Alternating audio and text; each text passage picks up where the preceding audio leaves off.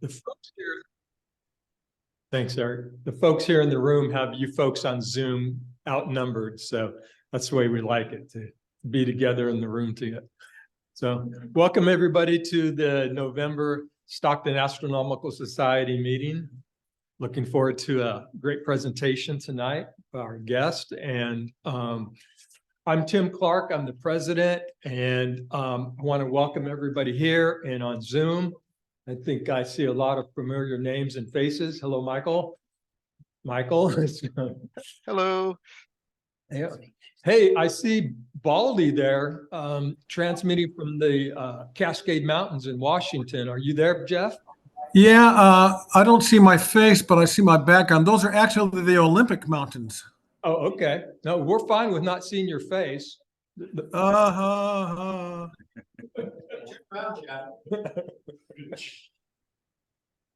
Okay, so special after the presentation tonight, really stick around our business meeting. We're going to have our elections. So we'll go ahead and get right to the presentation here. Our presenter tonight, our speaker is Larry McHenry. Through the power of the internet, he's traveled all the way from Pennsylvania to be with us tonight. So thank you, Larry, for staying up in the Eastern time zone there. Larry's been an active astronomer for over 40 years and is a member of the Kiski Astronomers in Pennsylvania and the Oil Region Astronomical Society in Western Pennsylvania.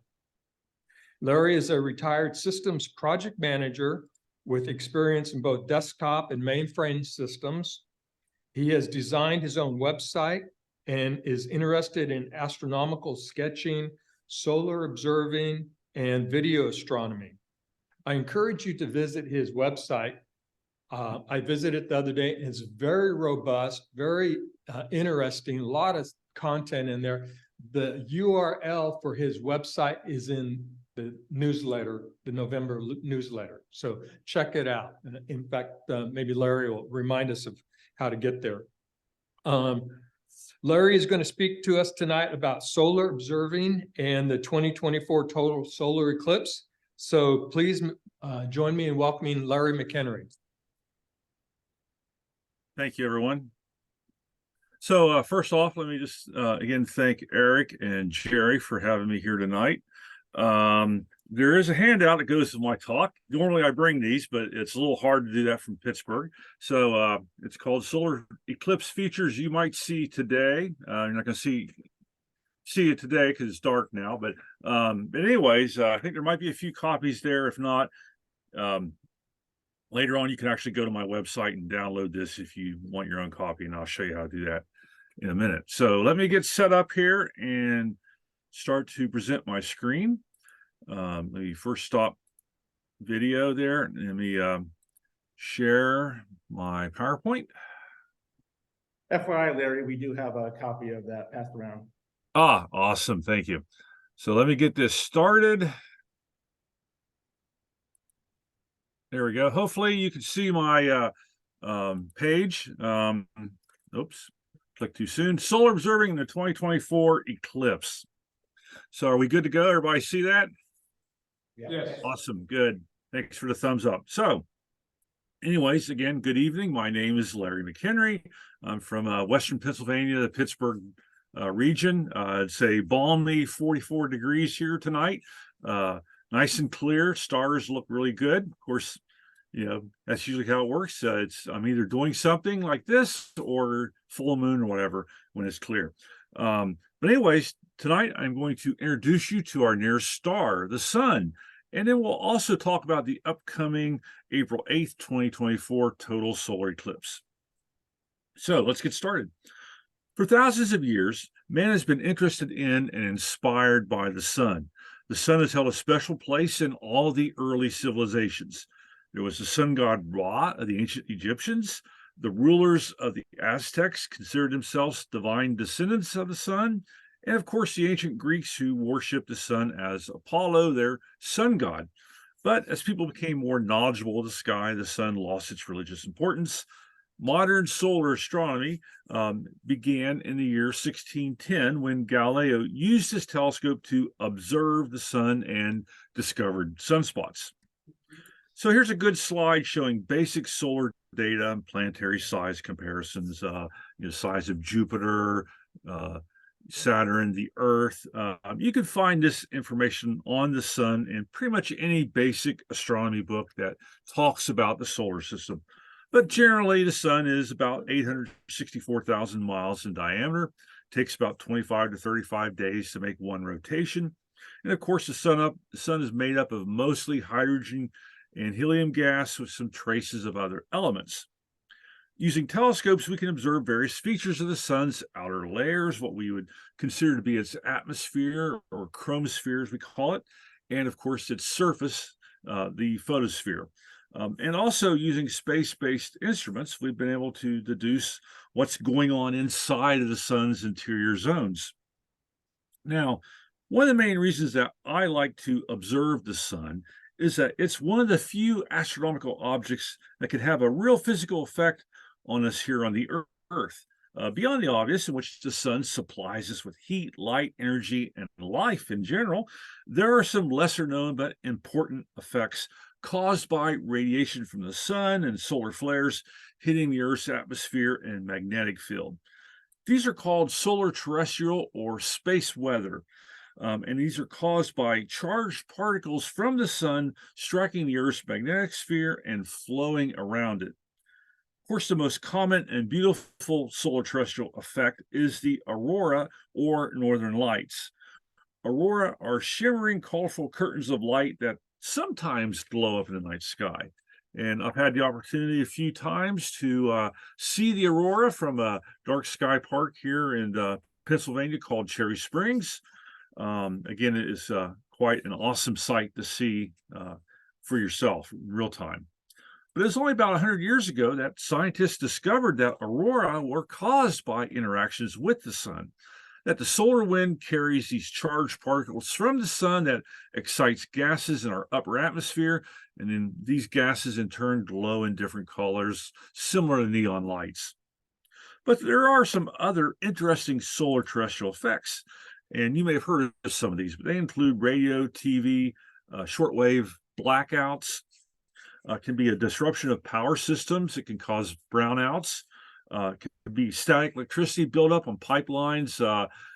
It causes the pipeline to basically corrode quicker than its expected lifetime, causing it to have to be replaced sooner.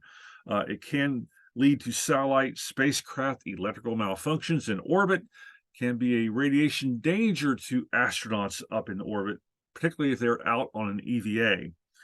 And also, most people don't know this, but if you're on a jet flying over the pole, say you're heading over toward a European vacation or whatnot, if a solar flare goes off, you could receive upwards to 10 chest x-rays worth of radiation.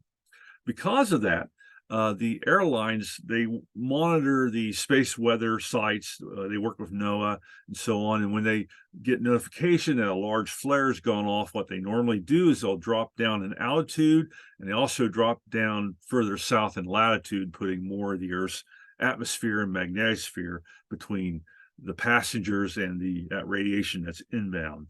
But most people don't realize that you can get a nice exposure to radiation by flying on an airplane. Now, observing the sun can be an interesting activity for us amateur astronomers. It's one of the few areas where amateurs can still contribute scientific data to professional astronomers through counting and tracking sunspots, though nowadays it's really more for a historical record to keep it, continuity. But because of the sun's brightness and size, even a small telescope will show plenty of detail. The solar features change from day to day. It's exciting to observe the appearance of a giant sunspot group or see a large loop prominence arching over the solar limb. Now, if there's one thing that you learned this evening from this talk, it's this. Never look at the sun through a telescope without that telescope having a proper, safe solar filter on it. Your body will not be able to react quick enough to turn your head. In a split second, your retina will burn and you will go blind in that eye. there's really only one safe way to observe the sun with your telescope, and that is using a solar filter on the front end of that telescope that blocks out the 99.9% of the harmful UV and IR radiation that can damage your eyesight. But also, there's also dedicated solar telescopes that you can get that can only be used to observe the sun, and they have the filter built into them. Now, the type of feature that you can observe on the sun depends on the type of solar filter that you have, whether it's a white light filter or perhaps a hydrogen alpha or HA filter, as we call it. So let's talk about white light solar filters first. So you have many options today. The filters can be made out of glass, they could be mylar, you can get Bader solar film, you can buy these things pre-made, or you can, again, get a sheet of the material and make your own filter to fit your telescope that you have. So white light solar filters let you observe sunspots, facula, and the photosphere of the sun. Let's talk about sunspots first. So sunspots are slightly cooler and darker areas on the sun's surface caused by the intense magnetic fields in that area that partly block the flow of energy. Makes them slightly cooler than the surrounding area, and it makes them look darker compared to the rest of the disk of the sun. Sunspots last anywhere from a few days to over a month, and they usually form as a single small spot, but they can grow to form a group much larger than the Earth itself. The dark center area of the sunspot is called the umbra. The lighter region around the sunspot is called the penumbra.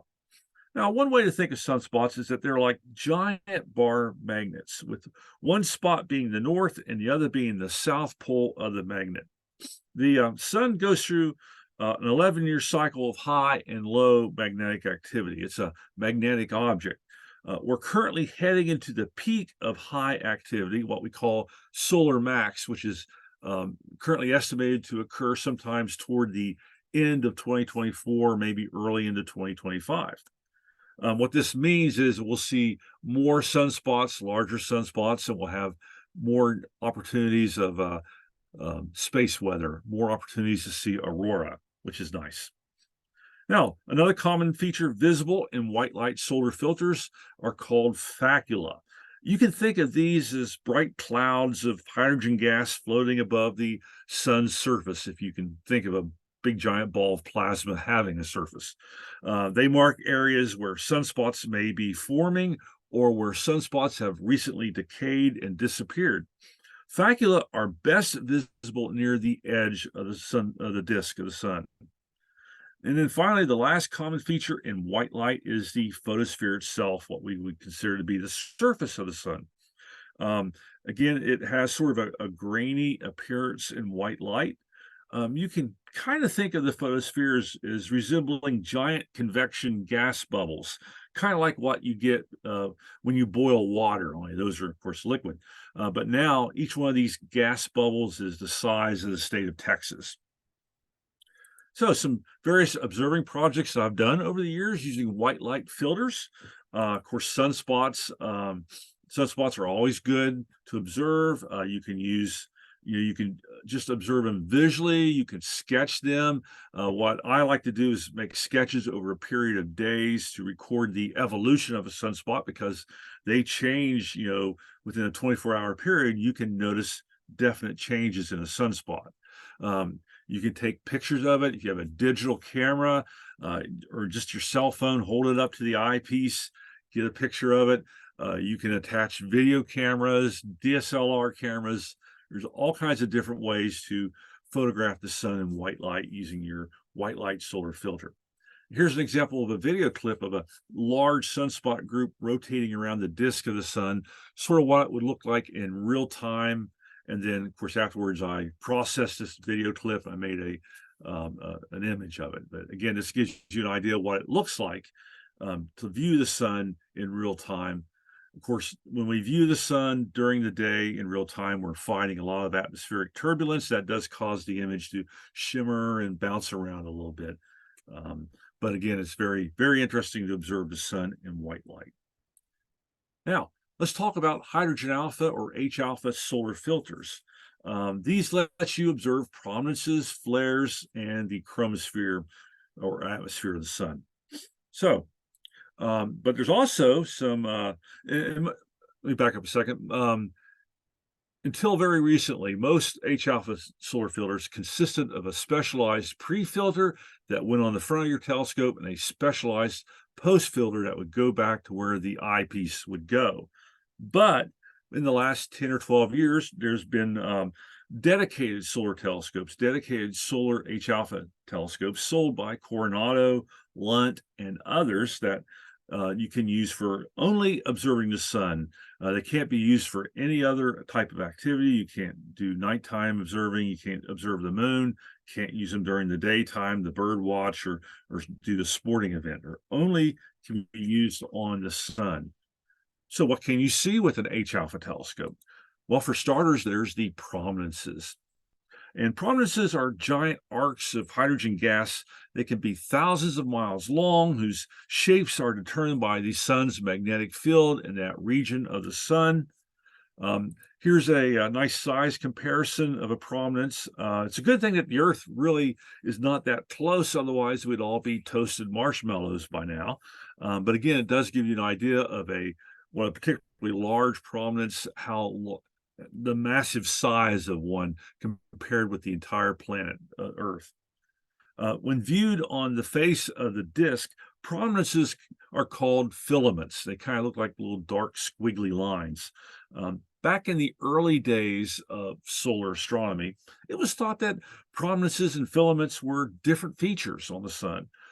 But now we know today that they're really the same feature. It's just viewed at a different angle. Prominences we see on the edge of the disk where they're projected off into space. And then as the sun rotates, 90 degrees later, we're looking down on that prominence, and now it looks, we call them a filament, and it looks like we're seeing the very top of it. It just looks like a dark squiggly line. Now, another less common feature that you might be lucky to see when you're observing the sun with an H-alpha solar filter is a solar flare. You can kind of think of solar flare as giant explosions of radiation and energy caused by the magnetic field lines in that region of the sun becoming twisted together, and like giant rubber bands, they finally snap, releasing all this energy.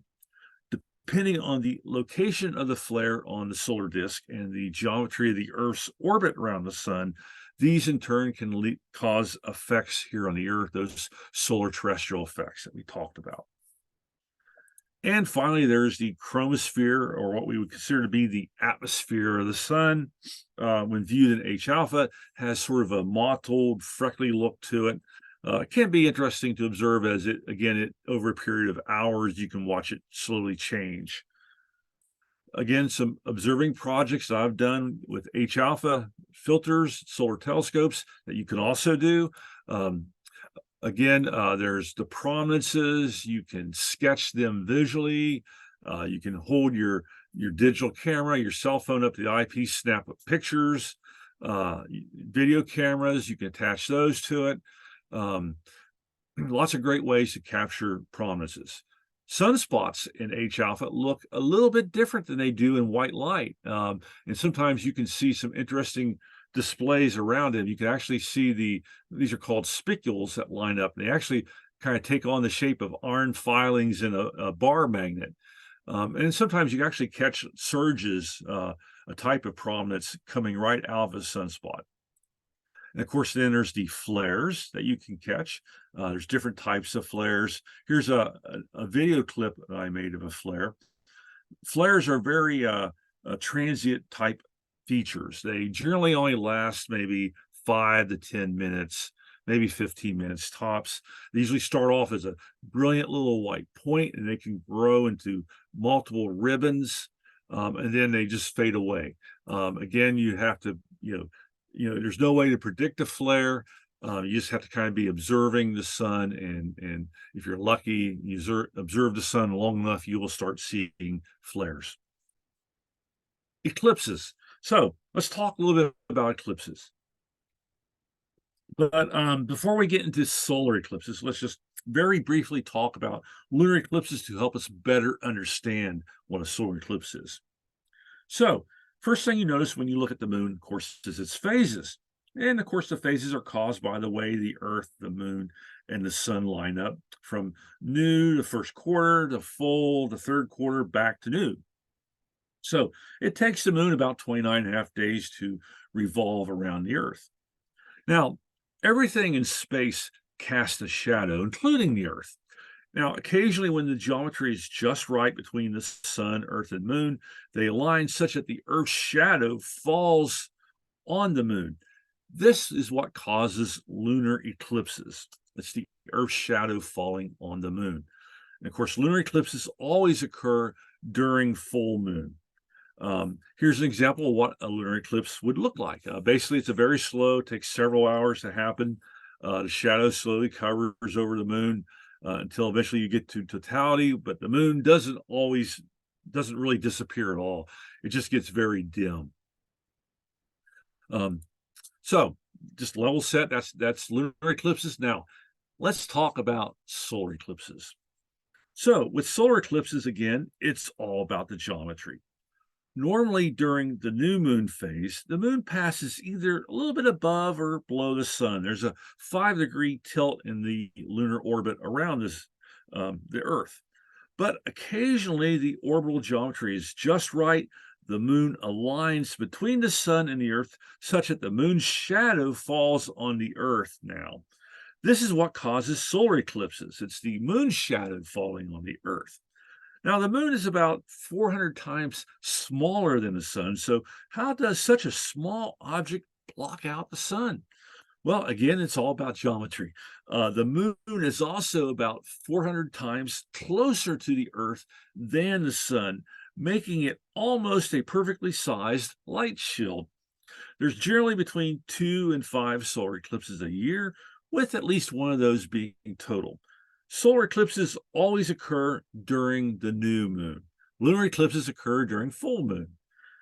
So, a little bit more detail here on solar eclipse. So the dark lunar umbra shadow that touches the Earth is generally only about 70 to 120 miles in width. To see a total solar eclipse, you must be under that. Now, the moon's lighter penumbra shadow is about 4,000 miles wide, and anywhere under that will produce some type of a partial eclipse. Total solar eclipses generally take several hours to run through all the stages, starting with a partial eclipse by the moon slowly blocking the sun's disk. This lasts anywhere from about an hour before totality occurs. And then once you reach totality, it lasts anywhere from a few minutes upwards to 7 minutes. Again, depending on where the moon's shadow path falls on the Earth. For the 2024 total solar eclipse, totality is going to last anywhere from 3 to 4.5 minutes, again, depending on your location on the Earth. But once those few short minutes of totality are over, the partial phases then proceeds for about another hour, the moon slowly moving away from the sun's disk.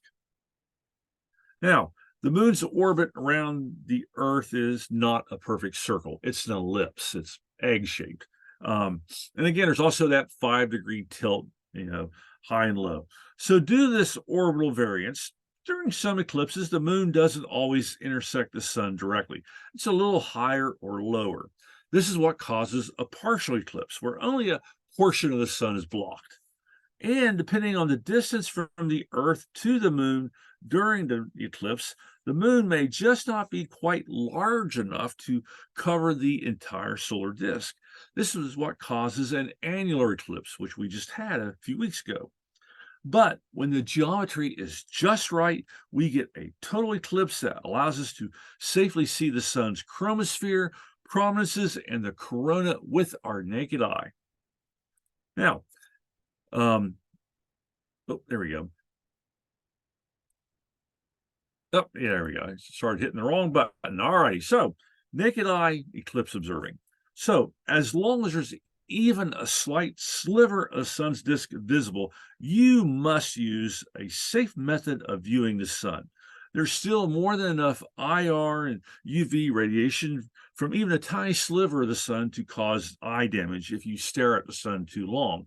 And how that occurs is basically, when you look at the sun, uneclipsed sun, it's so bright, your natural instincts kick in and you immediately look away from the sun. But when it's a very deep eclipse, it's not that bright and you kind of lose that natural instinct and you kind of end up staring at it. And that is where you get eye damage from. So again, the safest way to observe the solar eclipse is first off having eclipse glasses. Those are probably the easiest way to do it. But if you don't have eclipse glasses, there's other ways. You can use a pinhole projection method where you take a piece of cardboard, you punch a pinhole through it, and you can hold that up to a building or maybe another piece of paper or whatever. You can adjust the distance between the two and pinhole project the image of the sun. You could do another method of that by taking a box like the gentleman here has. It may look a little silly, but it actually does work. What you would do is, again, you punch a pinhole in one end of the box that would be behind your head. You would perhaps on the inside of the box tape a white sheet of paper, and then you put the box over your head. That helps shield your eyesight, makes better contrast, and you can observe the eclipse that way. Finally, if you don't have solar glasses, you don't have a piece of cardboard or a box you could use, just look for a tree. The leaves and trees will make tiny pinhole projections of the sun on the ground. You can follow the eclipse that way.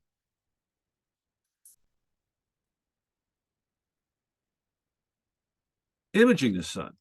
So you can take a photograph of the solar eclipse really using any type of camera that you have, as long as you're careful and you take a few precautions. A solar filter must be used on the lens throughout all the partial phases for photography. You can, again, use any type of lens. Of course, the longer the focal length of the lens, the larger the image of the sun that you're going to capture. How large you want the sun to be in the frame will determine, again, what focal length lens to use on your camera.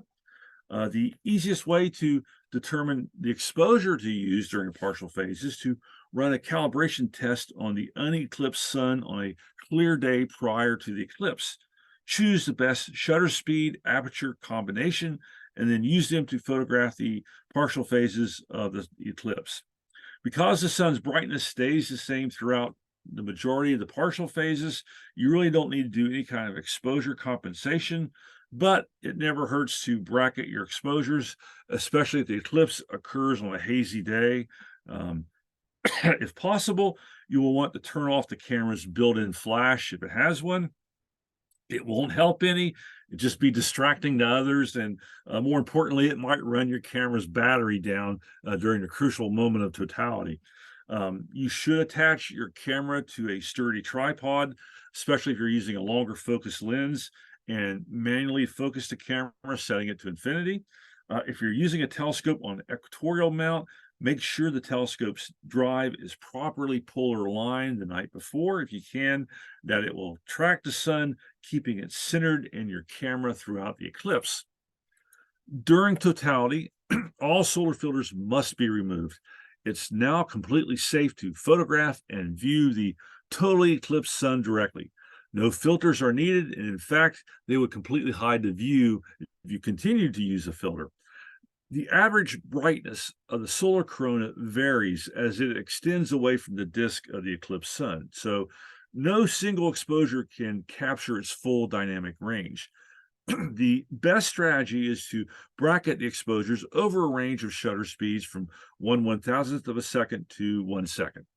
The full moon or near full moon makes a good practice object, as its brightness will generally match the brightness of the corona during an eclipse. You'll need to practice this several weeks before the eclipse date. I would practice it several months beforehand when the moon is up and toward the correct phase, when it's getting toward full moon. Another great option is also, though, using a camcorder. Not only can you use it to zoom around when needed, but you can also record crowd noise and the reactions of your friends. Now, just a word of warning there about your friends and you're recording their audio. Sometimes people have been known to, how shall I say it, speak French during a totality. So you might want to be careful what comes out of the mouths of your friends during totality if you're recording it. You can also use security cameras with auto shutter speeds. You can record to a DVR. If possible, maybe you want to use multiple video cameras, maybe one with a fisheye lens for wide field, maybe another one with a longer focal length for close-ups. Just make sure the cameras are all running a few minutes prior to totality, then sit back in a chair, enjoy the eclipse using your eclipse glasses and then totality. Then afterwards, get up and stop the video. And then later back home, you can extract still frames from the video for still pictures. But regardless of how you plan on imaging the eclipse, you really should rehearse setting up the camera and adjusting the exposure before the eclipse, as it's easy to get caught up in the overhead spectacle so much that you forget to take pictures. You should also automate as much as possible so you don't end up tending the cameras and missing most of the eclipse. You really want to be watching the eclipse over your head, not playing with your camera down below.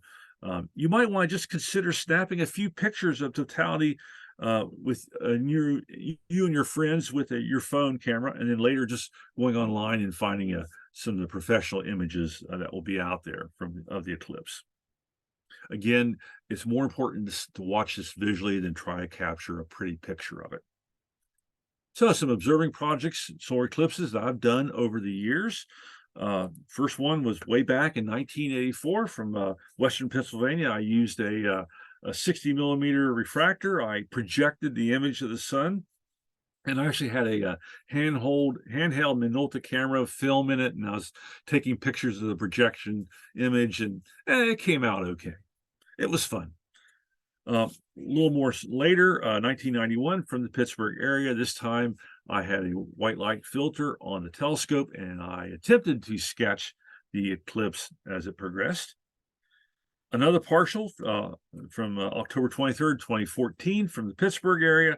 This was a sunset eclipse for us here in Pittsburgh. And in fact, I had to go up to an upper story window and point my little Coronado PST out the window to catch the eclipse right before the sun set. And I just took my digital camera and just started firing away. The nice thing about a digital camera or cell phone, you just hit the button and let it go, and try to hold the thing steady. And after you shoot several dozen, you might get one that looks halfway decent. 2017, the total solar eclipse.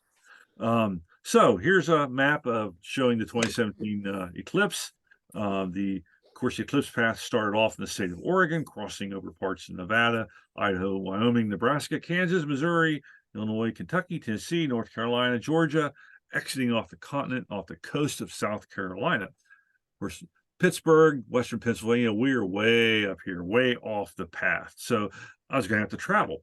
So after doing some research and deciding to make a family vacation out of it, I found a little cabin down in a town called Murphy, and located in North Carolina in the Smoky Mountains, where totality was going to be 2 minutes and 21 seconds. And so then we traveled down to the town of Murphy. Average population, on a good day, maybe 1,600 people. On the day of the eclipse, it was probably quadruple that. But still, we drove down there. It was about a 12-hour drive for us to get there. When we got there, we found that the town had embraced the eclipse. There were official eclipse headquarters on every street corner. Every store had some type of sun, moon swag for sale. Restaurants and bars were in on the act. They had eclipse parties planned before, during, and afterwards. All kinds of places had camp here for the best view of the eclipse. Even the local churches were in on the act. They were renting out spots in their parking lot, and afterwards you got a spaghetti dinner. So it was just a lot of fun driving around town the few days before the eclipse, looking for all the different signs and what the town was planning on doing, which was amazing considering when I called a year and a half beforehand, they didn't even know what an eclipse was. So our main eclipse imaging setup, my son had a Canon T3 DSLR, 200 millimeter lens on it. I was using an old analog astronomical video camera. With a 55 millimeter lens. We had it on a small telescope mount to track the sun. Secondary cameras, we had an old security camera with a fisheye lens on a tripod hooked up to a DVR. We also had a handheld DVD camcorder, and we had a Coronado PST to watch the partial phase in. And then also, we had a solar eclipse timer app on my cell phone. And this was actually a very useful tool that it would count down the minutes before the partial eclipse started, told you to put your eclipse glasses on to watch. Then it would count down the minutes to totality. It would tell you when it was safe to remove your glasses, and then it would give you a countdown when totality was about to end, that you had to put your glasses back on. So it was a very useful app to have. You can find a number of these out on the Google Play Store or the Apple Play Store. Highly recommend that, dropping a few bucks and getting one of these. And then finally, we had an old mercury thermometer that we were monitoring the outdoor temperature with.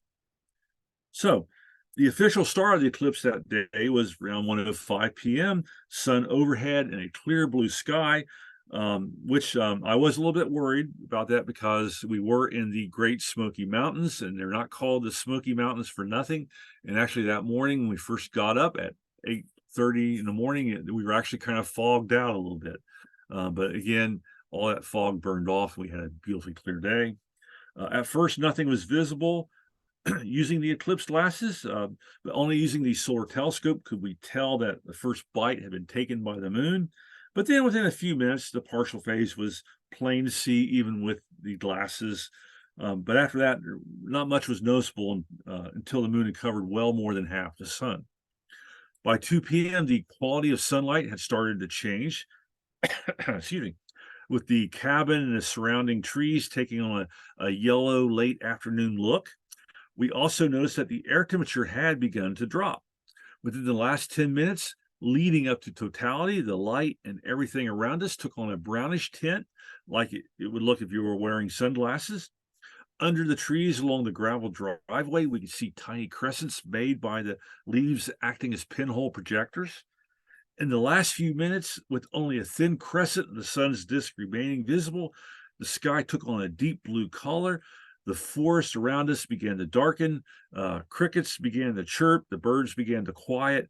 Then at the moment of totality, it was as if a giant dimmer switch was being turned down, as within seconds, the remaining bit of sunlight winked out. The sky went a dark gray, and the cabin deck that we were on was plunged into this eerie darkness. In place of where the sun used to be, there was now what looked like a deep black disk encircled by a thin, bright white, diffuse ring of light. Extending out in parallel on either side of the disk was what looked like pearly white gossamer wings. The eclipse sun had a three-dimensional look to it, like it was floating just a few feet over your head. It was something I've never seen before in photographs or video of a total solar eclipse. It was just amazing to see this sight in person. During totality, the mountains to the southeast remained brightly illuminated. The horizon was various shades of light red.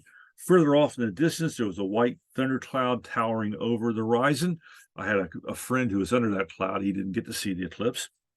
But being in the forest, this was really our only good view of the horizon that we had because of all the trees. Tell you, those 2 minutes, 21 seconds, they went so quickly. I had binoculars sitting there right beside me to look at the eclipse sun, but I completely forgot about them until after third contact. It was too late. It was almost overwhelming, taking in the sky visually with just your eyes. Bright stars were visible around us overhead. You could see the planet Mercury. Amid everyone saying how crazy the sky looked, along with numerous OMGs. Even the tree frogs were starting to croak at that time. But before the nightly frog chorus could really get started, there was a brilliant flare of light appeared on the western edge of the black disk. It was the diamond ring effect. Within seconds, the sky turned blue, the solar corona, and the plumes disappeared. Daylight began to return. Totality was over. Everybody jumped up and shouted. It had been an awesome, incredible sight to see. Again, the fastest 2 minutes I ever experienced. We celebrated successfully seeing totality with Corona beers while continuing to monitor the partial eclipse phases with our glasses. We also had some Blue Moon beer on hand in case we had been clouded out. We ended up drinking that later too. So here's the images I got out of the eclipse using my analog astronomical video camera, the 55 millimeter lens. Partial phases came out pretty decent.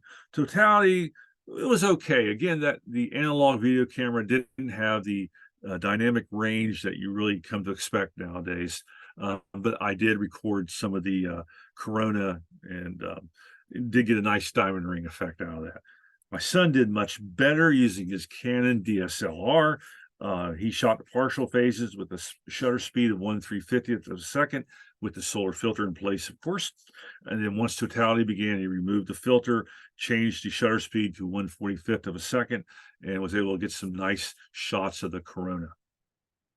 And then finally, that thermometer I mentioned earlier, we recorded a good 11-degree drop on the outdoor mercury thermometer that we're monitoring. Went from a 92 degrees prior to totality down to 81 degrees during totality, eventually recovering back up into the mid 80s afterwards. And here's a little video I kind of put together. We'll see how well it plays. It just gives you an idea of the different things. This is a view from the security camera with the fisheye lens. As you can see, fairly bright. You can kind of see us running around like ants. And then here's from some captures from the analog camera showing the sun slowly during the partial phases. Here we are right at the moment of totality. You see everything around us getting dark, growing dark. And then during totality, and then the fisheye lens records that just everything around us just suddenly dark. And then, of course, you get totality, a little bit of the corona, diamond ring, and then looking around the sky.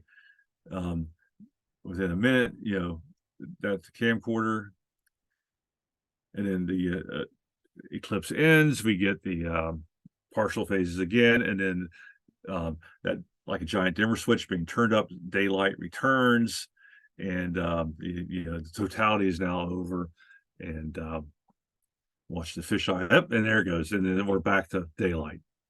So one of the things I did learn during that is that security cameras and camcorders, especially with the auto gain, they don't have the dynamic range to, they kind of blow out the image of the total eclipse a little bit. So just something to keep in mind if you do use a camcorder. So upcoming solar eclipses. So this is why we're really here tonight, to talk about what's going to come. So, but before we get to April, let's just talk a little bit about the October 14th annular eclipse. It just happened a couple weeks ago. So let's just briefly talk about it. So again, here's a map of North America showing the path of the October 14th eclipse. Started off in the state of Oregon. Excuse me, it was a Saturday morning, crossing over parts of Nevada, Utah, Arizona, New Mexico, exited the continent off the coast of Texas.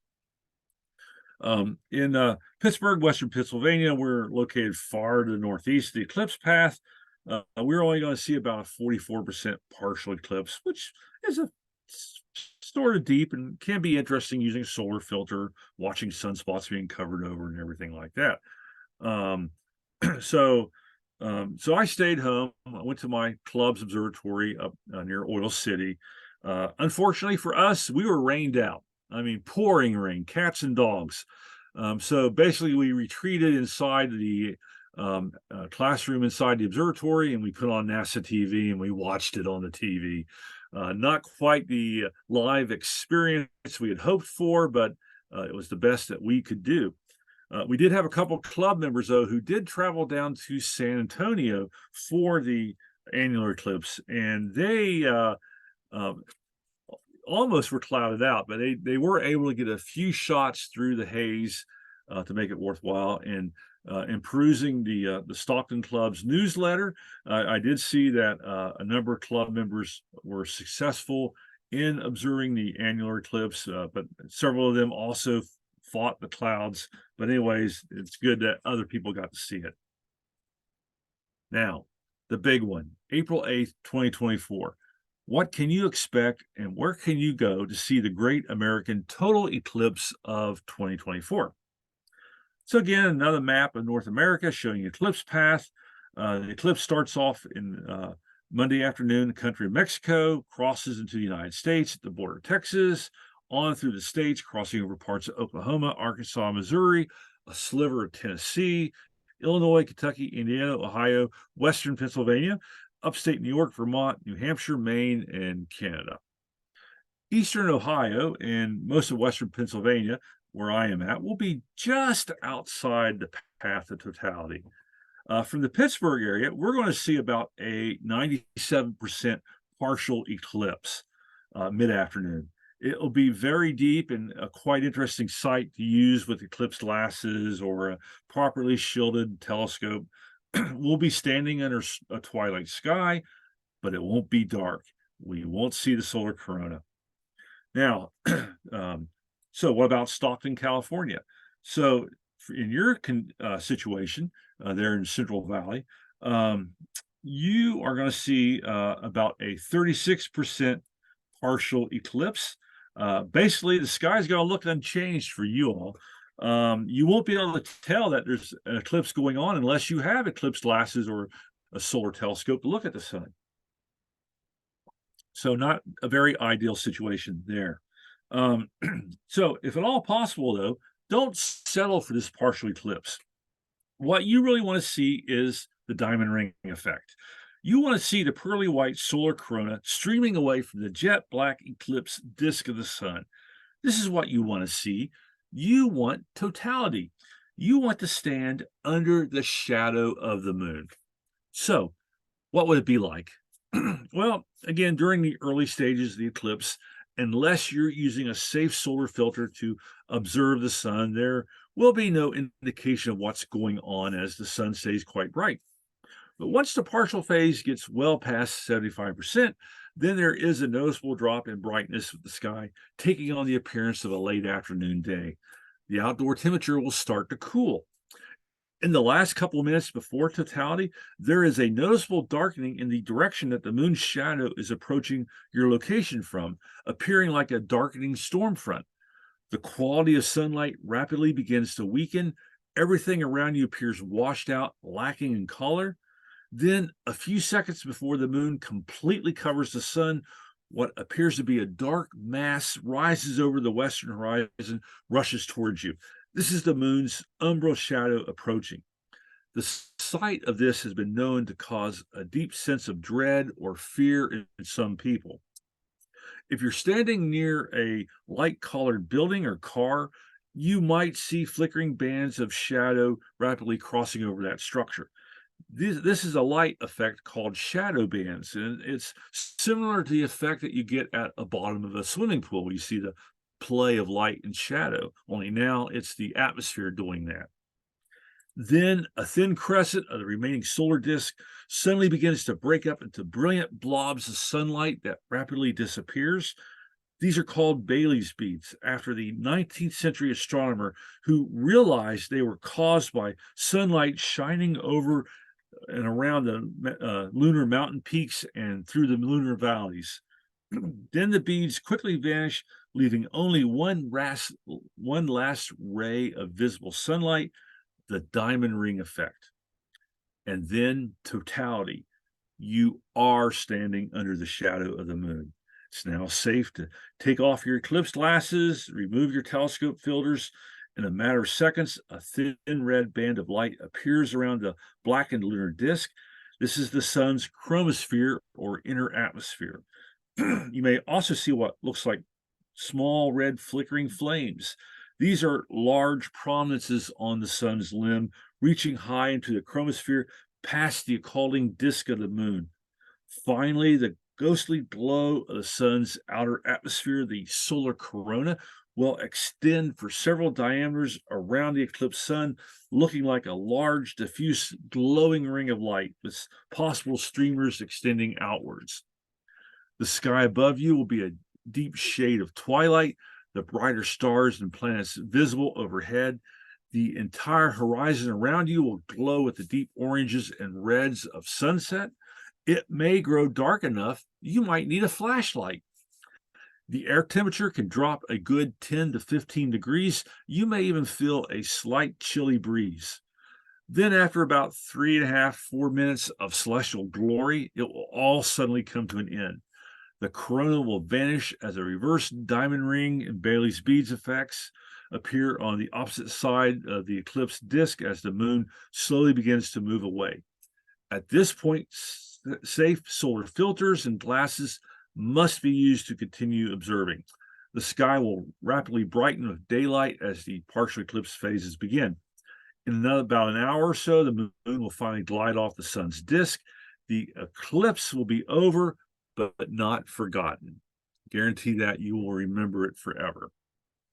So just real quickly, here's a slide I just threw in this afternoon. This is what the sky is going to look like on the day of the eclipse. Of course, we got the sun here in the middle during totality. Over here to the right, we're going to have the bright planet Venus. A little further away, we're going to have the planets Saturn and Mars. To the left of the totality, we're going to have the bright planet Mercury. Further over, there'll be Jupiter, and then maybe we'll be able to see comet Pons-Brooks, which is estimated or guesstimated to be about naked eye at that point. So it will be a quite interesting sight to see, to look at. So where to go? So again, here's a map of North America showing the eclipse. Again, I'm going to be way up here, Western Pennsylvania. You're way over here in Stockton. Where to go? So the eclipse duration varies depending on your geographic location along the shadow path, and of course, how close you are to the center line of the shadow path. Mexico has the longest eclipse duration at 4 minutes and 28 seconds, while Newfoundland has the shortest at just under 3 minutes. In the Ohio, Pennsylvania region, we're going to average about 3.5 minutes. So where to go? It all depends on if you want to drive or fly. And again, if you plan on staying overnight for a couple of days and making a family vacation out of it. But before we talk about your options for Stockton, let me first talk about what I'm going to do here in Western Pennsylvania. So again, here's a regional map of southeastern Ohio, Western Pennsylvania.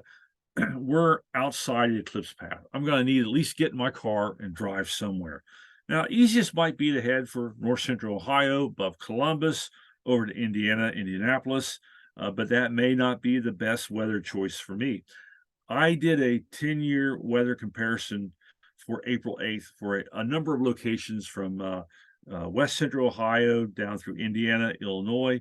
The cloudy odds are, for me, are anywhere from 60 to 70%. The only way for me to really increase the odds of clear weather to 50-50 was to go all the way to Texas. Or, of course, for even better odds, go to Mexico. So, but instead of doing that, what I plan on doing, I plan to head north to the lake, to Lake Erie, to get as close to the shore of the lake as I possibly can. So, for those of you who know the Great Lakes, you might be thinking, wait a minute, Lake Erie in April? That's crazy talk. Maybe, maybe not. Let me explain. So, from reviewing the eclipseophile.com website for specific state weather details, it's going to be luck of the draw regarding weather. The southern and Midwest states from Texas upwards to Kentucky will have already started their spring severe thunderstorm season with, think tornadoes. Also, with the possibility of late lingering stormy winter weather in the northern states from Ohio eastwards. So, unlike the 2017 eclipse, there's really no safe, guaranteed, cloud-free location for 2024, unless you travel to the west coast of Mexico. Cloud cover generally increases the further north you go along the eclipse path. If we're really unlucky enough in the Midwest or in East to get a large northeaster develop April 7th, April 8th, that usual extensive cloud front associated with these storms will almost entirely obscure the Midwestern, Eastern United States and Canadian portions of the track. There'll be no driving out from under that on eclipse day. It'd be a very bad day for eclipse viewing for us on the East Coast. But again, though, as detailed on Eclipseophile, in April, the Great Lake temperatures are generally just above freezing. There may even still be ice on some of the lakes. The afternoons can often be cloudy. Sometimes thunderstorms can even develop. But those storms and clouds need heat energy rising up from below to sustain them, and the cold air over Lake Erie and Lake Ontario and the nearby shore suppresses that heating and can actually keep the skies cloud-free over the lake and a short distance inland. The lakes may be completely surrounded by a band of clear skies, while just a few miles away from the lake it's cloudy. The climate data does show that there is a band of lower cloudiness along the southern shores of Lake Erie and Lake Ontario. It's like a reverse lake effect. But instead of clouds, rain, and snow that we always love to get here in Pittsburgh from the lake effect, we get clear skies. So I'm no weather expert, but I do think we do have a good chance of reverse lake effect along the southern shorelines of Lake Erie and Lake Ontario. In addition to the climatic data, I actually have some personal experience with the reverse lake effect for the Venus transit along the southern shore of Lake Erie.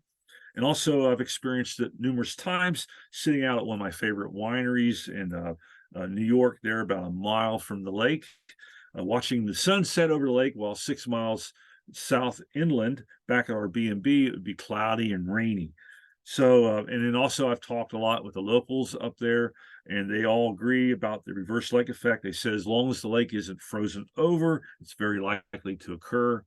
And of course, this year has seen the lowest ice coverage on the lake since 1978, only about 7%. Normally it's upwards to 50%. So, so for me anyways, I think my key to successfully observing the eclipse with my family is try to get within a mile of Lake Erie to take advantage of that reverse lake effect clearing that occurs along the shoreline. And if you have friends that live back east, tell them that too, that they need to go to the lake. That's their best chance of seeing the eclipse. So now let's talk about Stockton there in Central Valley, California. What are you guys going to do? So again, let me back up here. You're way up here. You're quite far away. You're only going to see a 36% partial eclipse. You're going to want to get in a car or an airplane and go somewhere.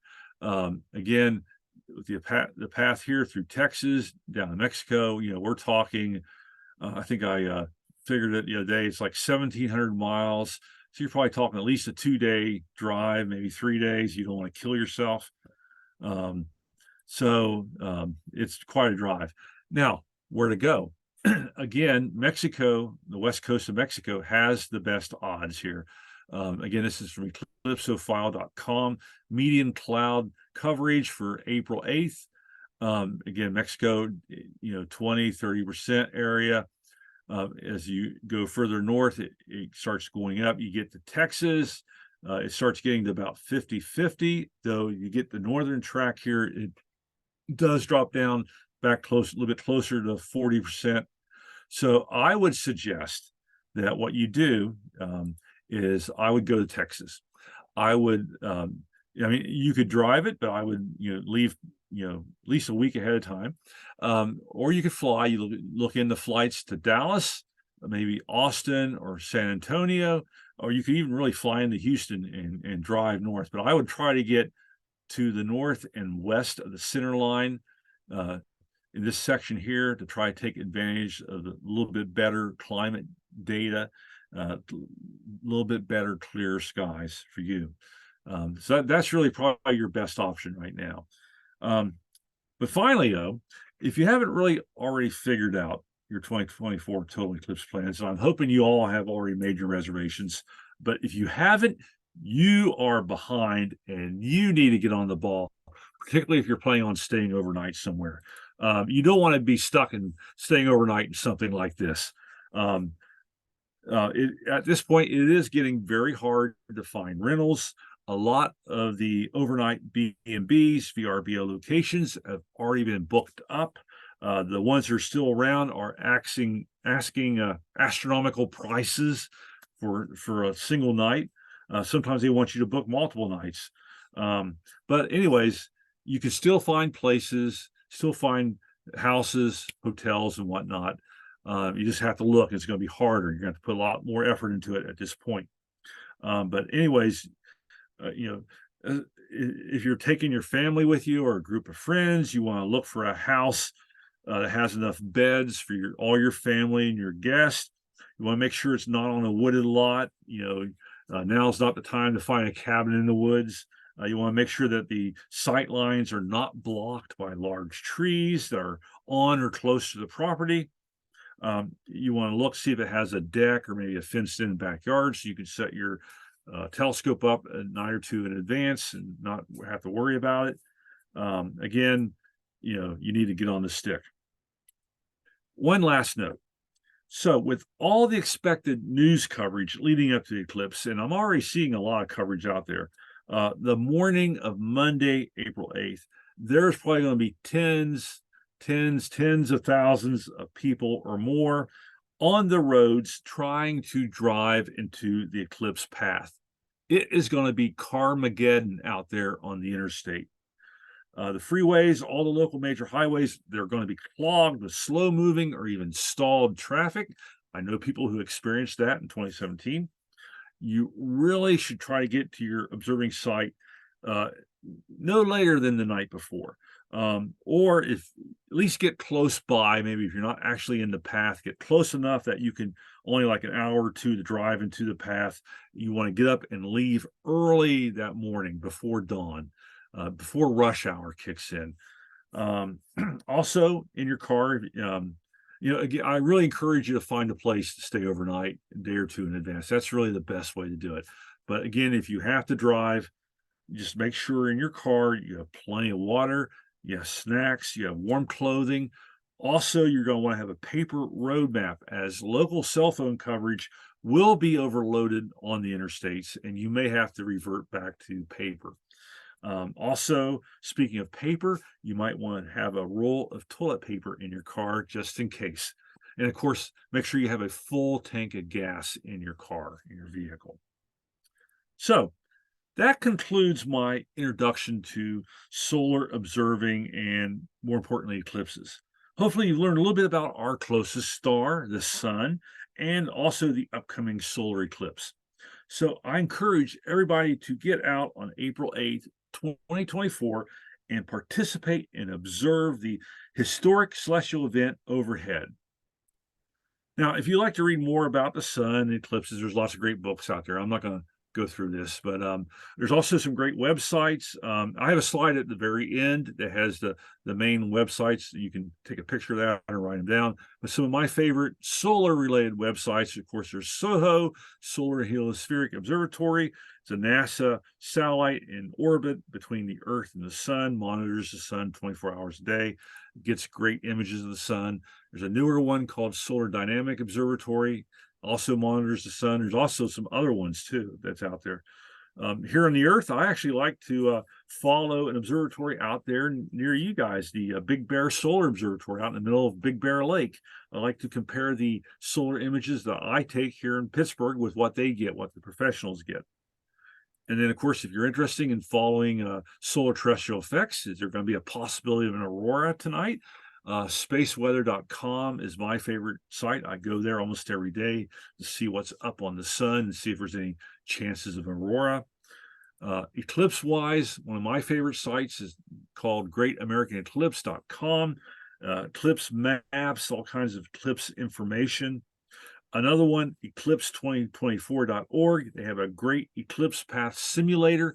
You just plug in what your location, what city you're in, and you can see the eclipse, how it's going to look. And finally, eclipsophile.com, another great website to go for climatic weather data. Very useful information there. If you'd like to see more of my eclipse pictures, you can go to my website, stellar-journeys.org, and just scroll down table of contents, the total solar eclipse. If you'd actually like to read this presentation in a little bit more detail, I have a number of PDF downloads. You can go to that page and find a PDF of this presentation. And of course, that's the handout, and both my website and email are on this handout. If you think of a question later that we don't get to tonight, and you'd like to ask me, just pop me an email and I'll try to answer it for you. And with that, this is the website, my favorite websites. I will pause on here and I will take questions. So at that point, again, thank you very much. And I'll be happy to answer any questions that you might have about this, observing the sun, H alpha, white light, and in particular, solar eclipses and the April 8th, 2024 eclipse. Excellent. Thank you, Larry. Thank you. So again, I encourage everybody to get out and try to see it. Don't settle for the 36% partial that you're going to see. You really want to see totality. You really do. Okay, any questions either from Zoom or from in here in the room? Yeah, I actually have one. Because I ran into this very problem with the last eclipse last month. What would you recommend as like a backup plan? I kind of came up with one on the fly. But like, say your telescope isn't working, digital camera isn't working. What would you recommend as like backup toolkits for totality, etc.? Your cell phone. Use the camera on your cell phone. And what you can do is if you have a spare eclipse glasses, you could actually cut it. And if you have tape on, or not, just in that little, that one side of your eclipse glasses, hold that over the camera lens on your cell phone. Use that for your partial phases. Try to hold it steady. If you don't have a tripod or a way to mount your cell phone, just find a fence or something that you can just set it on and steady it with, and that will get you through partial. Totality, of course, you don't need any kind of filters. Just hold your cell phone up and start firing away. Okay, yeah, that's so yeah, precisely use your what I cell did. phone backup. That's a good backup. Awesome, thank you. Yeah, be prepared because things will go wrong. Good question. Hey, Larry, I had a question. You described to us what causes the Bailey's beads, being the light passing through the valleys and mountains of the lunar surface. But what causes that big bright spot on the diamond ring? In fact, maybe you could flip back one slide and show us that. Yeah, Yeah, I'm curious. Yeah. What causes that one spot to be brighter? That's just it doesn't always happen either, but generally it depends on the the geography of the moon, where that last sliver of the sun gets covered over right before it gets covered over. If there's a valley there, you'll see that little burst of light. That's what gives you the diamond ring effect. But it's all I've read that sometimes you don't see it. Again, it all depends on the geometry. Usually you'll see it, but there are occasions you don't. So hopefully I answered your question there, but it's very good. Yes, that explains it. Thank you. Mm-hmm. Okay, anybody else? Again, I can't stress enough, you really want to see this with your naked eye. It is almost an overwhelming thing. And it does, it has this dimensional thing. It looks like you could reach up and touch it. Something I've never really seen in most photographs. The few photographs that I've seen it in, usually the photographer has a bank of cameras there exposing at different rates, and they all Photoshop that together into one really pretty picture. Very good. And then you talked a little bit about the sketching that you do, astronomical sketching and then the sunspot sketching. You're submitting those sunspot sketches to some professional organization for their use, or? Yes. Now, I don't really do it much these days. I've kind of gotten away from sketching, but in the past, I would submit them to the both the AAVSO and Association of Lunar and Planetary Observers. They would both take your sketches. They still take them too: sketches, images, sunspot counts, and so on. Now, nowadays, it's more again for just to keep the historical record going, because we've got all these space-based NASA satellites monitoring the sun 24/7. They don't really need us, but they like to have that continuity. Excellent. And you don't need a big telescope, just a small, 50 millimeter sized refractor and a solar filter is perfect. Right. I see. Very good. Well, any other questions in the room or on Zoom? I have a question. This is Eric Holland. Sure. I don't remember what slide it was, but you were showing off some prominences, I think. And I saw a couple like white streaks going through it that sort of reminded me of, excuse me, like meteors passing through. Do you know if you can confirm if that's what that is? It's very interesting. I'll just page back here real quick. Just bear with me for a second. So these were prominences that we're talking about. Yeah. Were these the ones that I took, right? I don't know. It might have been. Okay. It was pretty early. It was pretty early on. Yeah. Yeah. Okay. This is probably some of the observing examples I was showing of what you could do. Ellipses. Probably a quicker way of doing this, but I'm almost there. So, okay, so Yeah, is this keep the? keep that a little bit back. No, it was a big problem. Yeah, it was really big.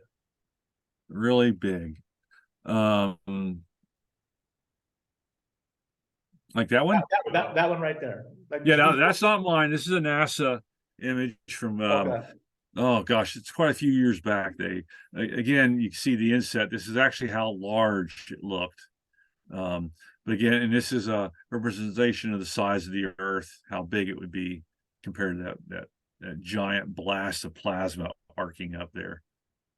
So what I was interested in was those little tiny streaks, one going almost straight up and one to the left there. Yeah, what is Oh that? yeah, I'm not sure what that is. Maybe a defect in the image, probably. Okay.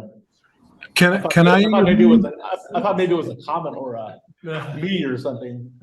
They kind of do look like that, yeah. Wait, sorry. Yeah. This is Jeff Bolden. Can I inject here for a second? Sure, yeah. Sure, go ahead. Eric, I think this is from satellite, and those might be cosmic ray streaks on the CCD. Oh yeah, very good. Okay. Yeah, that makes sense. Yeah, that does make sense. Thank Okay, you. any other questions? I have another question. So Sure. in total, how many different devices are you running? Because you had a plethora of images there. You had one's wide field close up with Oh, a solar scope, one with no filter, one with filters. How much different gear are you running? yeah. So how are you powering it all? yeah, so again, this was back in 2017. So I was using like one of those little Skywatcher Star Adventurer mounts, had that going. My son's DSLR, Canon DSLR, and then I had an old Steadicam a Steadicam 3 camera, analog video camera with a little Canon lens on it. And even with all this, I didn't even need to use a counterweight. I just had the rod for the counterweight. So this is what we used to image with. And then I had an old security camera, an old Samsung security camera that I got, for $10, and a fisheye lens on it. And that was plugged into a little portable DVR, And then again, we had a little handheld DVD camcorder that we were using, walking around with to do images with. And that was and we had our cell phones out too. Of course, now this time I'll probably set up my my main imaging telescope. I have an 8-inch Schmidt Cassegrain on a German equatorial mount. And I'll probably set that up and piggyback on top of that. I'll have a 50mm scope and a couple of wide fields. I'll probably use those. And of course, we'll have, I still got the Coronado. We'll be using that for partial phases. But, again, one of the things I found out, like using the some of the security cameras, where they have the auto gain and stuff, that really kind of blows out even during totality. So you don't really get, that you can't see like a tiny little eclipse disk of the sun there. It just blows it out too much. So you probably, if you're going to do that, you want to look to see if you can adjust the gain, turn it off of automatic. Okay, thank you. And again, playing with your exposures, Partial phases using your white light filter, you can do that at any time, when the sun's out.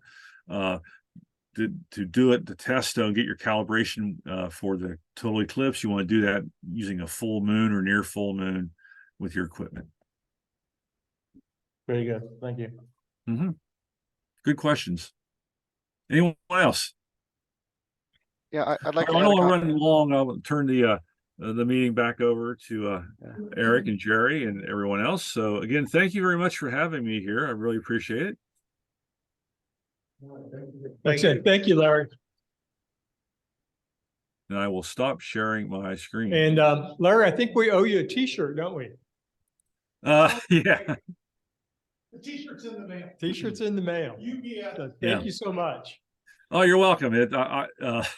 I started doing this a few years back. Instead of charging, I just charge club swag.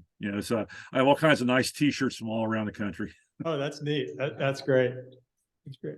Okay, thank you so much. Fun. A lot of fun. Larry, send us a picture of you wearing the t-shirt. All right, yeah, I'll have to do that. Yeah, definitely. All right, well, thanks a lot. I may stick around for a few minutes, but I'm gonna stop my video share. And again, if anybody has questions afterwards, you have my email. You can pop me an email. I'll be happy to try to answer it for you. So good luck with April 8th. I hope you all try to make the effort. Does anybody have plans in the club to travel to Texas or Mexico? I'm going to Kerrville, between Kerrville and Fredericksburg, Texas. I have a friend with a airport runway on his ranch we're going to observe it from. Awesome. Good. Well, if you should find yourself on April 8th up by the Great Lakes, drop in Erie, PA. I'll be there. So Looking for the reverse inversion, right? all right. Thanks, everyone. Thank you. Okay, little business portion of the meeting. Bill's going to take over here and run the elections. And then I have just a few announcements to make and we'll close out the meeting at that point. So, Bill? And can everybody hear me? Yes. Yes. Okay, we can hear you. All right, so, yeah, this is for these. Maybe spin the camera around to him then. So the nominees have been selected by the nominating committee and they are as follows. Please take notes if you're a voting member on the chat there. For president, the nominee is Tim Clark. Say hi, Tim. Hello. Vice president is Doug Christensen. The treasurer is Jerry Hyatt. The secretary is Eric Holland. Member at large, Mark Gibbons, and he is back there. Another member at large, Michael Chapman. Wave, there you go. And the editor is Rebecca Lewis Merrill. So only members in good standing of SAS, Stockton Astronomical Society, are able to nominate people or vote. So you heard the nominated people. We can now ask for any further nominations from the floor, and this includes folks online. Are there any nominations from the floor? I ask again, are there any nominations from the floor? If I could interject, you're all muted, so if you do want to nominate, you need to unmute yourself. I have no nominations. Go ahead. I have none. Okay, and I ask the final time, are there any nominations from the floor? Hearing none. I'll move that we close nominations.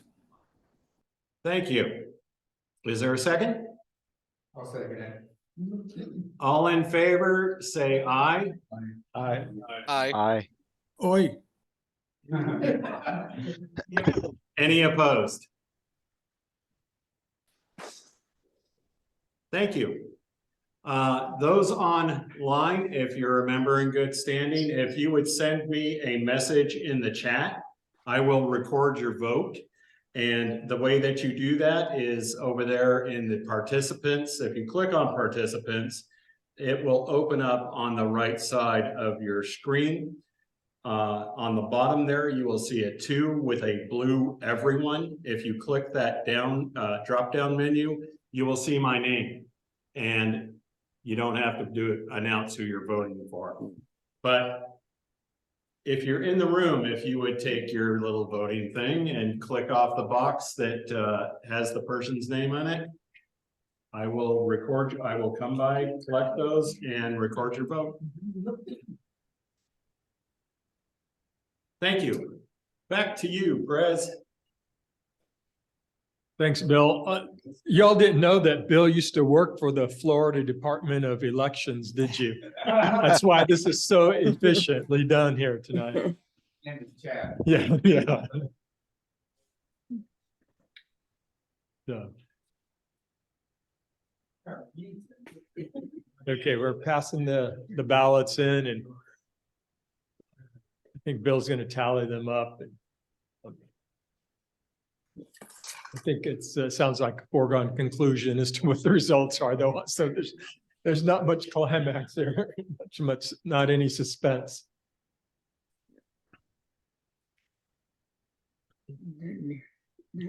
Okay, Eric, why don't you switch to the announcement slides there for me, please? We just have a few announcements.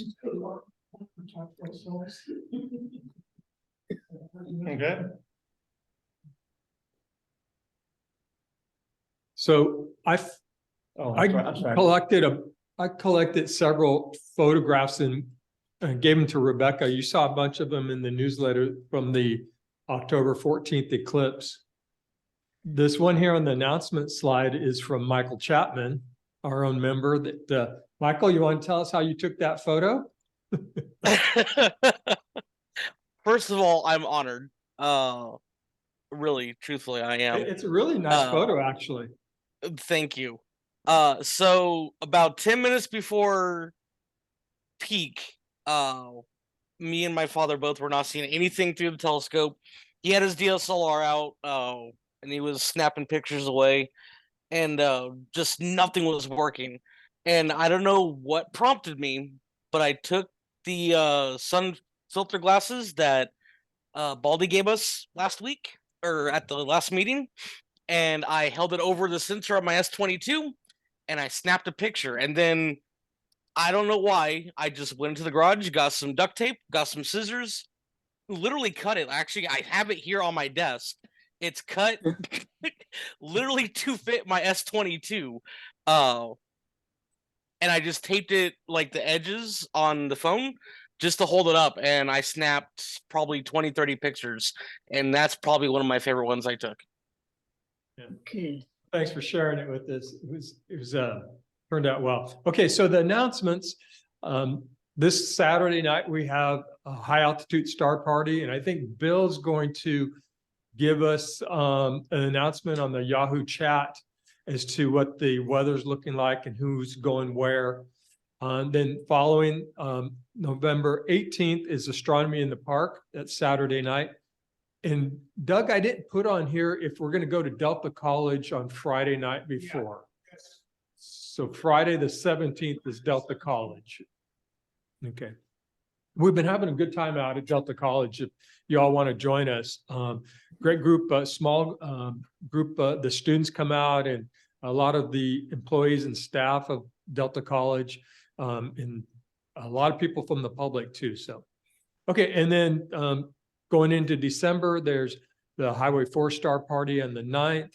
The 14th is our general meeting, and that's our traditional show and tell meeting. And I want to encourage everybody to come up with a little story to tell, a little something to share, a picture, and let me know, let one of the board members know, and we'll get you on the schedule. Anything you'd like to share regarding your interest in astronomy, book you read, program you watched. It'd be interesting to hear what everybody's been doing over the year in our show and tell. So, Can I make a quick comment about that real quick? yeah, go ahead. If you do have something physical to show, if you can let us know as soon as possible, so I can try to work out how best to arrange the camera so people in Zoom can also see it, just so I can plan at least a day ahead of what might be the best option.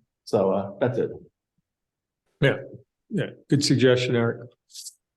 Okay, and then let's see, we've got astronomy in the park on the 16th, and it's the same Saturday night that the high altitude star party is. And so hopefully the weather's good at that time. We've got our choice of where to go, either Oak Grove or the heliport. So, okay, we celebrate New Year's, and then January 11th is our installation meeting. And the plans are right now that we're going to be right back here like we were last January with a big spread of food, cake, all the celebration that we have. We've got a great program. Eric, who's our program speaker again? I believe it's acquaintance of Jeff's, Howard Banish. Yeah. Yeah, it's Howard Banich. Yeah, Jeff, why don't you give us a little quick sneak peek of who Howard is and what, I know you don't know yet what he's going to talk about, but. Well, I did just talk to him today, and he said, do you want it on ATM, observing, or photography? And I said, well, they get enough ATM junk for me. And we have a couple of really outstanding photographers in our club. So how about observing? So he is a deep sky observer. He does a lot of the galaxy drawings on Sky and Telescope. You guys might have seen his articles in Sky and Telescope magazine. And so he'll probably be talking about observing. And he doesn't have a title yet, but he's the real deal. I was just at the Out-As initiative with him last week up in Portland, and he basically runs that for all the optical engineers who go to that. Good, looking forward to that. So put January 11th on your calendar, y'all, and to be here for the installation dinner. We'll be sending out announcements, and there will be a cost. I think it's going to be $20 like it was last year. So with that, are there any other announcements or anything that anyone else would like to share before we? Yes. Yeah, go ahead, Mike. Just a fair warning, I am not sure if I can be at the show and tell, because I think that day or that week I will be in Disneyland with the family. So I think I'll let you guys know, but I can't remember the exact date off the top of my head. But that date rings a bell, like there's something important I'm supposed to be doing. Be sure to observe Pluto while you're there. Oh,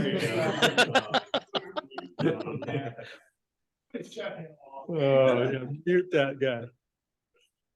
He muted himself. Okay,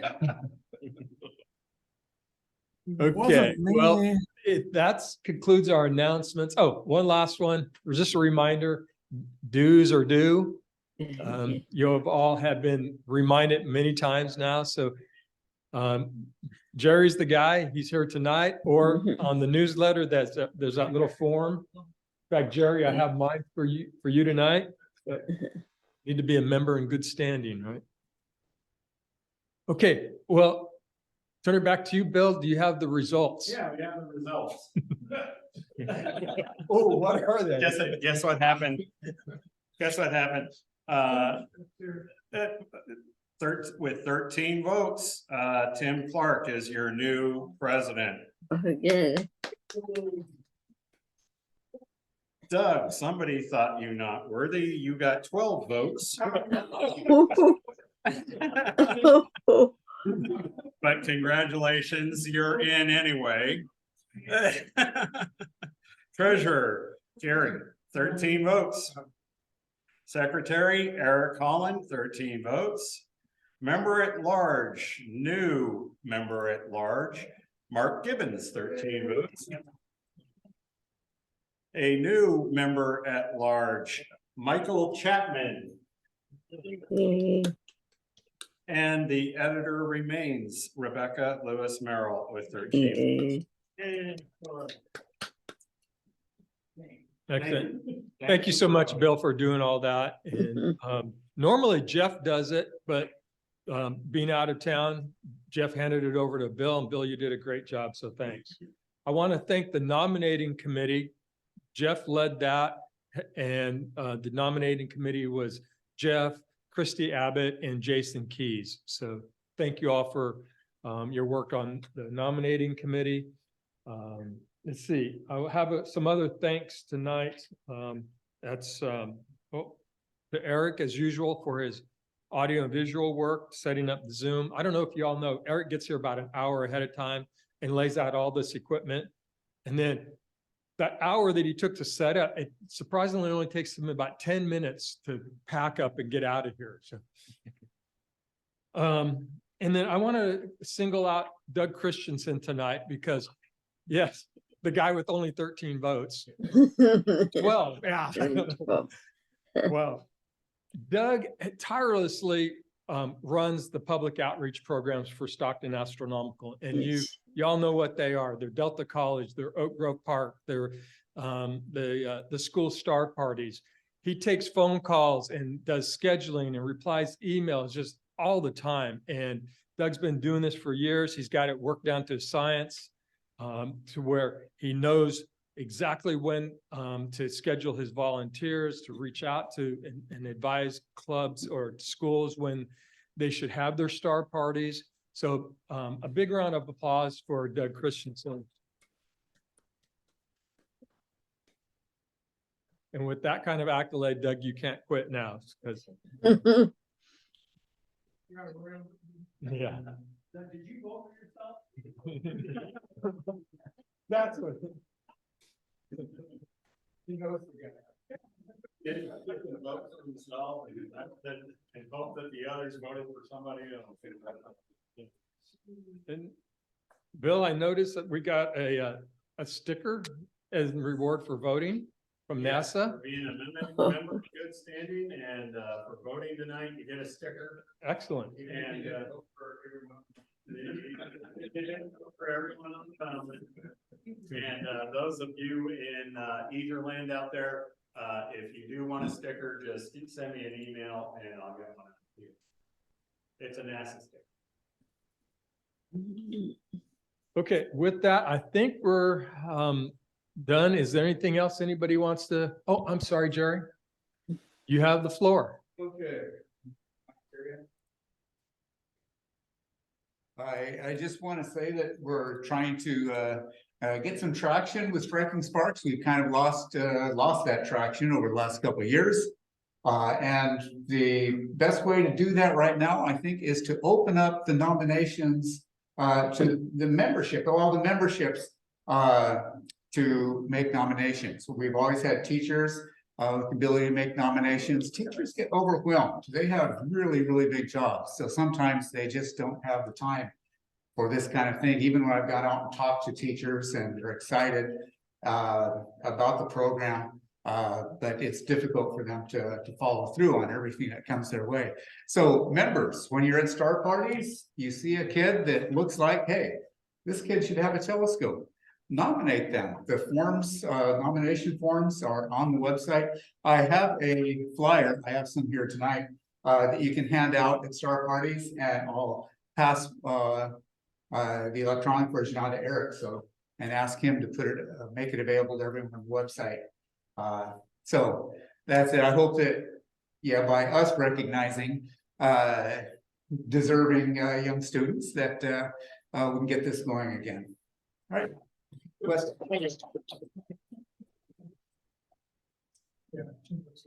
So the new Striking Sparks program is actually now started with the flyer and the application that's prepared. And Jerry, we take applications up until Some date I have on the application. it's like April, right? We're doing the awards are May 18th, I think. Yes, May 18th. So it's usually on the order of about 4 to 6 weeks before that. But all the dates are on the application. Yeah. I like the change because like you said, teachers are overwhelmed. We don't want to have to only rely on a teacher to find a student that's interested, but maybe you all have an acquaintance, a relative, somebody that could be mentored in astronomy that has an interest. And this is a perfect program to kind of foster that interest for a young person. So. I printed up a few, I'll leave them here, you can take as many as you wish. And we'll have, I'll have some more at the, certainly in the budget. Excellent. Thanks, Jerry, for that. Okay, any other further business? Sounds like we're done. We can wrap it up here. I want to thank everybody that joined on Zoom. Michael, Rosika, it's good to see you. What's the, maybe Thank you can you. tell us what the Sacramento Club's been doing. Anything noteworthy there? We're trying to work on our scholarship fund right now. So I'm on the board committee right now to figure out our plan with the grants that we've received over the years. Let's see what else. We're hoping to have a star party this weekend. We'll see what the weather does, and not too much else. We're going to be having our elections coming up in March as well. Your scholarship program, you award funds to young people, students, or? Yes, actually it's a college fund, and we've had a restricted fund for that. It kind of stopped because of COVID for the last several years, and we're going to be starting it up again. We're also looking into the possibility of doing like research grants or PhD grants too. We're discussing with an attorney right now to figure out how exactly we can use the funds because we have a will left over from the benefactors, and I'm chairing the committee to explore that. And one thought was to do research grants and PhD grants. Very good. Interesting. Great work. So the Stockton Club will give the young people their telescopes, and then the Sacramento Club will send them to college, right? Okay. Yeah, and one more thing I'd like to add is I've been doing a lot of outreach with NASA too. I missed the STEM event last year or last week because I came down with laryngitis. Unfortunately, I was going to be down there on Thursday, but I am setting up a Apollo to Artemis lecture series with the Aerospace Museum up in North Highlands here. And it's going to be an 8-lecture series talking about everything from the Apollo program to what's going with Artemis. Also going to cover a topic on how what the Soviets were doing during the space race in the 60s and how close they came to landing on the moon. So kind of looking at what could have happened a la For All Mankind type of presentation. Okay, very good. Will that be in person only, or are you going to do a virtual presentation as well? I got to talk to the Aerospace Museum. I did the James Webb with them a couple months ago. Unfortunately, that was not in person. That was only in person. But I'll talk to Brianna, see if they can do a webcast of some sort. I'm not going to start doing that till February. I'm doing the research right now for my presentations, and my first one will be in February. Interesting. Okay, yeah, keep us informed. We might want I to will. Yep. piggyback on that. So Sure, absolutely. I'll definitely do that. thank you. Thank you. Yep. All righty. Well, again, thanks for everybody for coming, and look forward to seeing you at a star party or at the show and tell in December. So close the meeting. Thank you. Thank you. Good night.